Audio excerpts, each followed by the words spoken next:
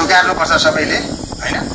र अर्को कुरो अब यहाँ पार्टीगत कुरा भन्दा पनि यहाँ धार्मिक कुरातिर मैले जोड्न चाहे र केही कुराहरू यो गर्नुभएकोमा मन्दिर व्यवस्थापन समितिका तर्फबाट यो सबै यो कीर्तन मण्डलीका साथी टिम लगायत सबैलाई यो स्वतन्त्र पार्टीका साथीहरूले सहयोग गर्नुभएकोमा धेरै आभारी छु र धन्यवाद दिँदै म यो 2 शब्द हामीले अति नै हामीले तल्लो स्तरमा हामी परेको हुँदा र यहाँ हामीले विभिन्न राजनीतिक दलहरू यहाँ उपस्थिति हुनुभयो र उहाँहरूसँग हामीले धेरै जिज्ञासाहरू यहाँ राख्यौँ र हाम्रो यस मन्दिर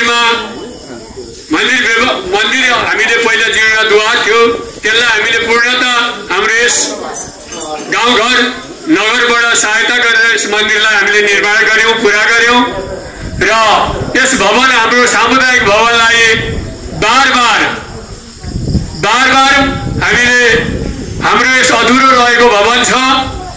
यस अधुरो भवनलाई हजुरहरूले केही सहयोग गरिदिनु न भनेर हामीले धेरै जिज्ञासा राख्यौँ। हामीले नगरमा पनि प्रदेशमा पनि तथापि पनि हामीलाई अहिले यस भवनलाई भनेर केही रकम हामीले प्राप्त गर्न सक्यौँ र यो अति नै जीर्ण भएर गइसकेको छ। त्यसकारणले हामीले अति नै आवश्यक पर्यो यहाँ यो एउटा टहरो हाल्नुपर्ने अवस्था पर्यो। यहाँ पानी हामीले कार्यक्रम गर्छौँ, भदौको दिन हुन्छ, पानी पर्छ।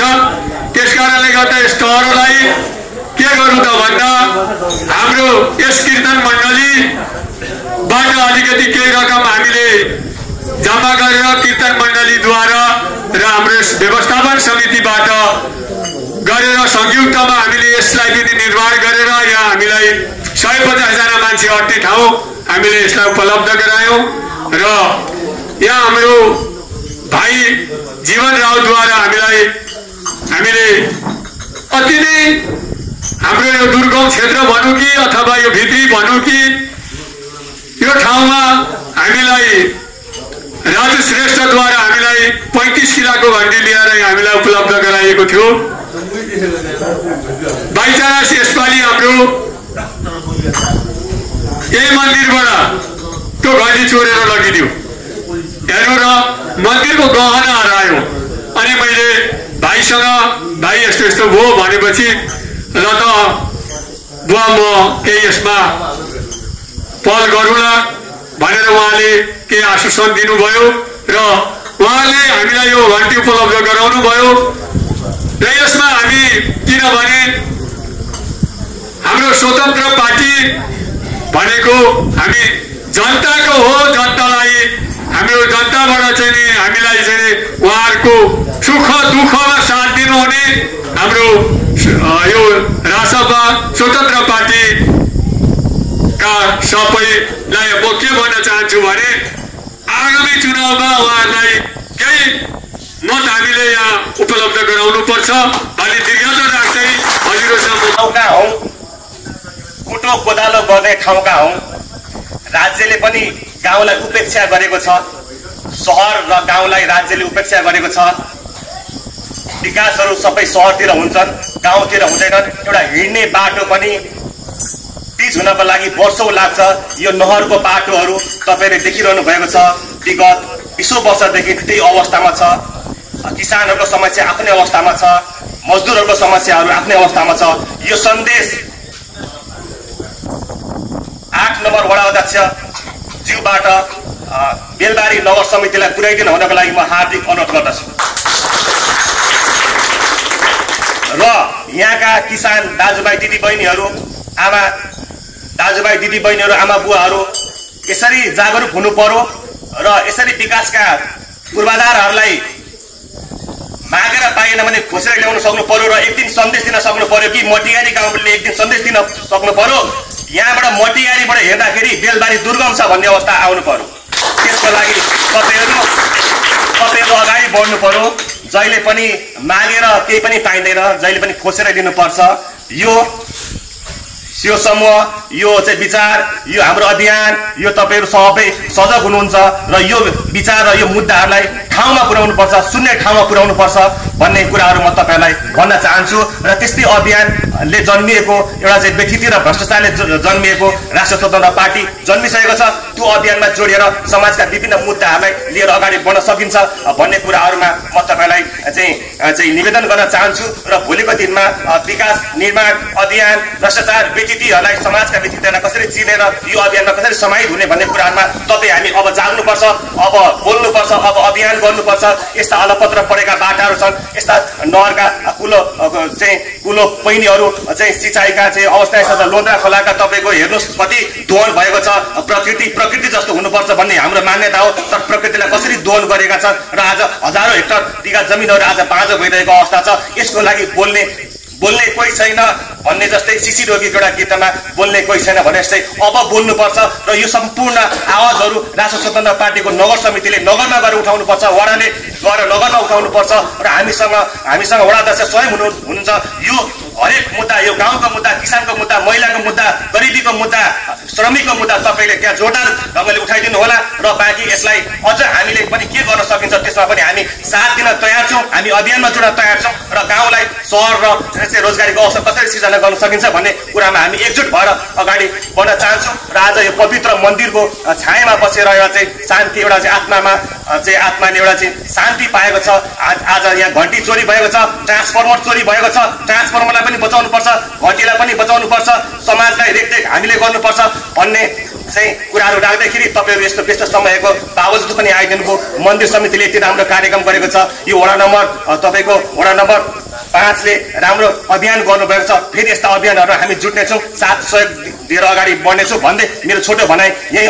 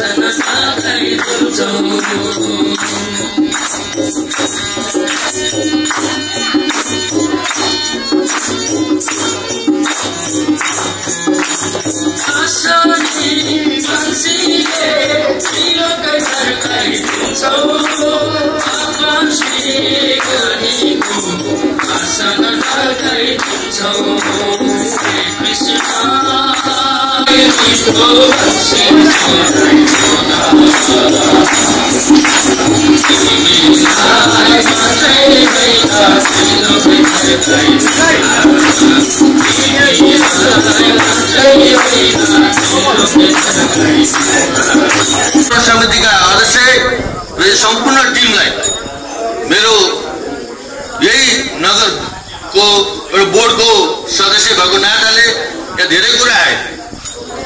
अब यहाँ कति बजेट आयो, कसले गर्यो, यहाँ के आएन भनेर समितिका सदस्यज्यूहरूले अध्यक्षज्यूहरूले भन्नुभयो। अब यहाँ यो कुरामा म 2-4 कुरा भन्न थियो, टाइम छोटो छ, त्यही पनि भनिदिन्छु। यो बेलबारी नगरपालिकामा तपाईँ हामी सबै जोइन छौँ।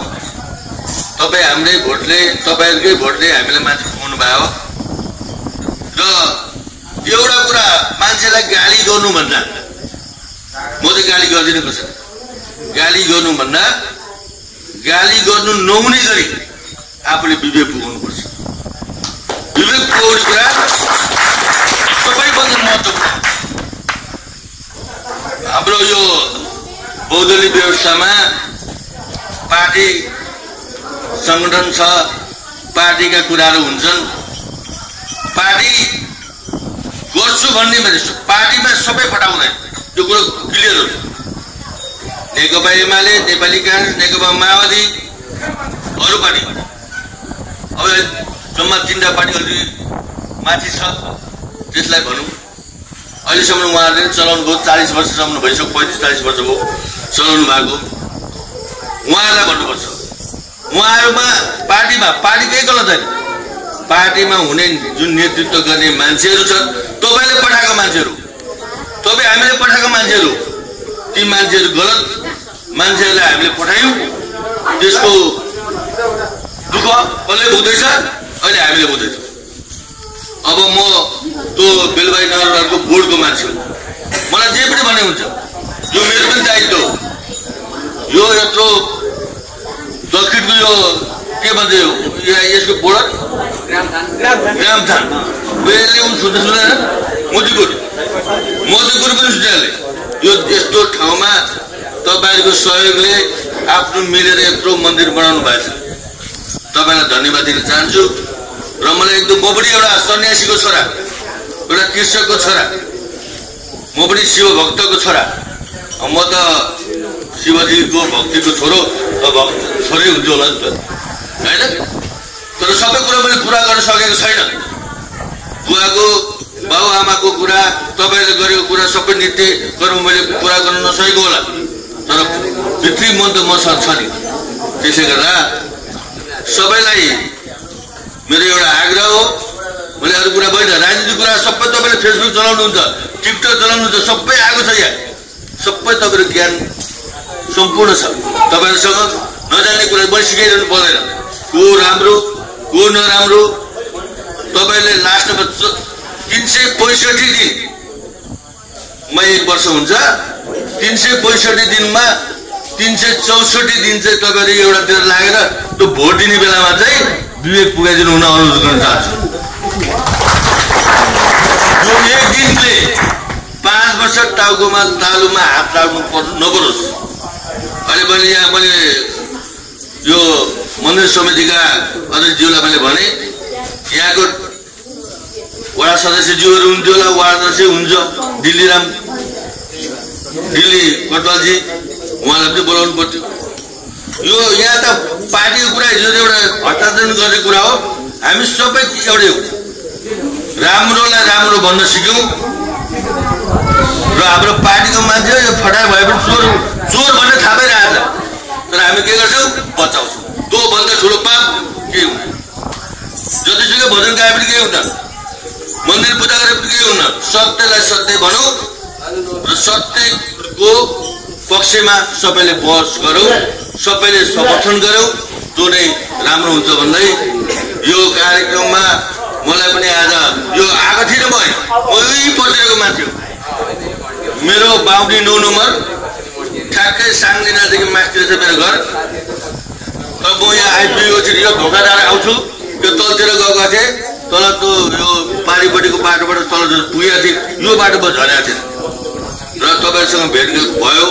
चिन्जान भयो भेट्न पाइयो यो ठुलो सौभाग्य मिलेको छ मलाई र यो राजनीतिक कुरामा सबै कुरा तपाईँलाई थाहा नै छ र भोट दिने कुरामा र आफ्नो अभिमत जाहेर गर्ने कुरामा अलिकति विवेक पुगाइदिनु हुन अनुरोध गर्दै यो कार्यक्रममा उपस्थित सम्पूर्णलाई मलाई पनि यो 2 शब्द बोल्न दिनुभएकोमा यो मन्दिर कमिटी सम्पूर्ण साथीहरूलाई आभार व्यक्त गर्दै म नमन गर्छु धन्यवाद जय राधे राधे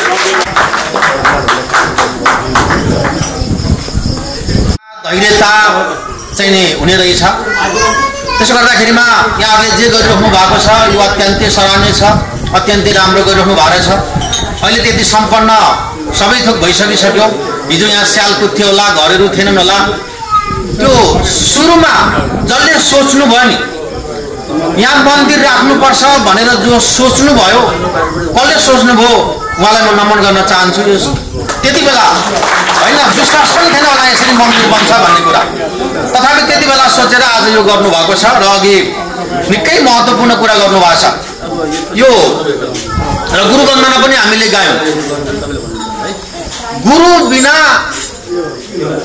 केही पनि हुँदैन भन्ने कुरा तपाईहरुले अघि भनिसक्नु भएको छ त्यसो गर्दाखेरिमा मैले बुझे अनुसार चाहिँ यो 24 घण्टाको समयलाई 3 भागमा चाहिँ बाँडेको छ एउटा जाग्रत अवस्था जो अहिले हामी जागिरहेका छौं जाग्दा जाग्दै पनि यस्तो होस् उस्तो होस् भन्ने कुराको हामी चाहिँ कल्पना गरिरहेका छौं सपना देखिरहेका छौं अर्को स्वप्न अवस्था राति सुतेपछि भएका दिनभरिका घटनाहरूलाई सपनामा हामी देख्छौँ र अर्को चाहिँ सुसुप्ति अवस्था हामी धपक्कैसँगले चाहिँ निदाउँछौँ। तर ती सबै चिजहरूमा म अहिले यतिखेर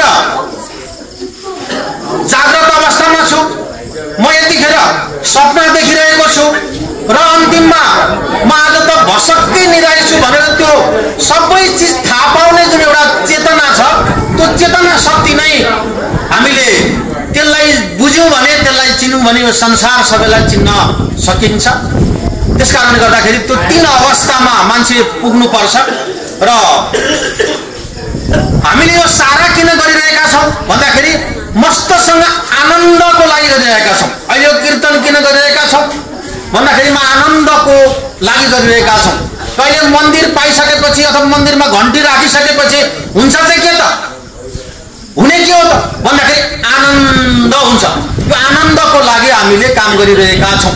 त्यसकारणले 24 घण्टामा अझ 3 दिनमा एकचोटि चाहिँ सुसुप्ति अवस्थामा पुग्न सकेन भने, गाढा निन्द्रामा पुग्न सकेन भने, गाढा निन्द्रामा के कारणले पुग्न सकिँदैन त भन्दाखेरिमा चाहिँ तपाईहरुले आफ्नो मनलाई कन्ट्रोल गरिरहनु भएको छ। तर के छ व्यवहारमा हैन, उहाँ सहकारीले घर लान आँटिसक्यो, ब्याङ्कले कता के गर्न आँटिसक्यो, छोरो कता बिग्रियो, श्रीमानको अवस्था के छ, अहिले घर घर खाना पाएको छ कि छैन, धारमा पानी आउँछ कि आउँदैन समयमा, गाईले दुध दिन्छ कि दिँदैन, यी सबै कुराले हाम्रो मन चाहिँ बहकाइरहेको छ।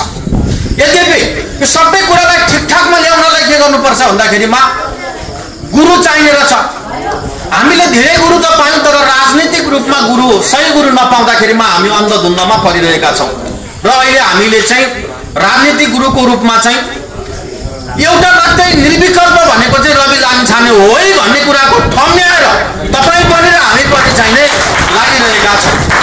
त्यसकारणले अब सबैलाई सद्बुद्धि आओस् हैन, सत्कर्म गर्ने प्रयास गरौँ, आफू जतिन्जेल जहाँ रहन सकिन्छ त्यहाँ राम्रो मात्रै गर्ने काम गरौँ हैन। यद्यपि समाजमा यस्तै अहिले तपाईँले घन्टी लानुभयो भन्ने कुरा आयो, कसैले किताब चोरी गर्ला, यद्यपि त्यसलाई लगेर सही ठाउँमा सदुपयोग गरिदियो भने केही पनि छैन हैन, उसले भएन होला, पुगेन होला। किनभने हामीले चाहिँ के गर्नुपर्छ भन्दाखेरि सनातनी हामी हिन्दूहरूले चाहिँ हामीले प्रारब्धलाई विश्वास गर्नुपर्नेछ।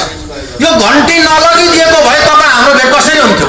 त्यसकारणले तपाईँ हाम्रो भेट हुनको लागि प्रारब्धमा लेखिदिएको रहेछ, यो लेखिदिएको कारणले गर्दा भेट भएको, नभए हामी आउँदैन थियौँ हैन। त्यसकारणले गर्दाखेरिमा हरेक चिजलाई चाहिँ सकारात्मक ढङ्गले हेऱ्यौँ भने सबै चिज राम्रो हुन सक्छ। र म अहिले यही दिन्छु, यही गर्छौँ भनेर भन्दिनँ, सकारात्मक सोच्छौँ। र राष्ट्रिय स्वतन्त्र पार्टीले चाहिँ फेरि के भन्छ भन्दाखेरिमा धर्मको नाममा राजनीति नगर्नु नै राष्ट्रिय स्वतन्त्र पार्टीको धर्म हो।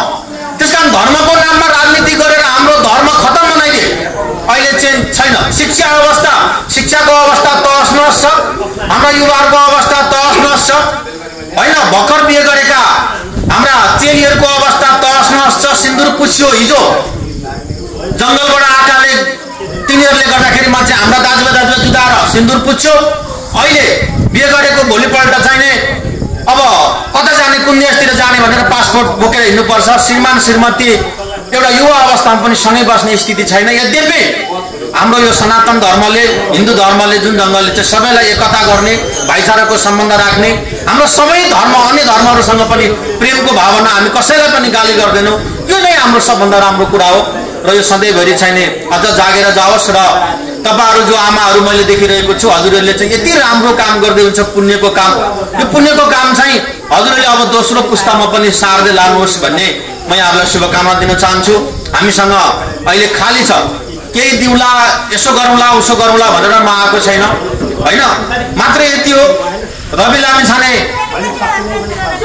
ज्यूले जुन किसिमको चाहिँ हन्डर शास्ति गरिराख्नु भएको छ, तपाईहरुले यो कीर्तनले यसरी चाहिँ जुन गरिरहनु, प्रार्थना गरिराख्नु भएको छ, भगवानप्रति जुन तपाईले गरिराख्नु भएको छ, र यसले उहाँलाई चाँडोभन्दा चाँडो बाहिर ल्याउने कुरामा चाहिँ सहयोग मिलोस्, भगवानसँग म यति प्रार्थना गर्दै देश नै आज पशुपतिनाथको कृपाले चलेको छ हैन। अब अहिले न धर्मको बारेमा चाहिँ चिन्ता भएका मान्छे आए, न हाम्रो जनताको बारेमा चिन्ता भएका आए, न देशको बारेमा चिन्ता भएका मान्छे आए। खोला नाला बाटो केही पनि अहिले हामीसँग चाहिने छैन। नदीहरू सबै हाम्रा जहाँ सगरमाथाबाट चङचङ बग्दै आएका ती नदीहरू होइन अब ती सबैहरू चाहिँ ध्वस्त भए। गुहेश्वरी बागमती सबै अहिले चाहिने त्यसलाई नचिनेर अहिले टोयलेटको रूपमा चाहिने भएका छन्। ती पवित्र नदीहरूलाई हामीले नै संरक्षण गर्नुपर्छ। अब भएको कुरा त्यहाँ देखिरहेको छ, छर्लङ्ग आँखाले देखिरहेको छ, विकास नभएको कुरा पनि आँखाले देखिरहेका छौँ भने अब हामी गर्छौँ है भनेर साथीहरू सँगै हामी पनि जुटेका छौँ। अब यो चाहिँ भन्दाखेरि तपाईँहरूले विश्वास गर्नुहुन्न भन्ने कुरामा फेरि शङ्का लिनु पर्दैन। सबैजनाको साथ सहयोग विश्वास होस् र राम्रो मात्रै गर्न सकौँ भन्दै आजको यो महत्त्वपूर्ण कार्यक्रममा धेरैवटा भाषण मात्रै गऱ्यौँ हामीले होइन। अब मैले खास हाम्रो पार्टीमा चाहिँ यताका जिउ र यताका जिउ सबै जिउहरू बराबरी हुने भयो। हाम्रो यहाँ ठुलो सानो कोही पनि छैन, हामी सबै बराबरी नै रहन्छौँ र त्यस कारणले गर्दाखेरिमा अब यो महत्त्वपूर्ण कार्यक्रममा बोल्ने अवसर दिनुभयो र मुख्य काम अब घन्टीलाई चाहिँ झुन्डाउने काममा अगाडि बढौँ भन्दै म मेरो भनाइ यही अन्त्य गर्न चाहन्छु। जय होस्, नमस्कार।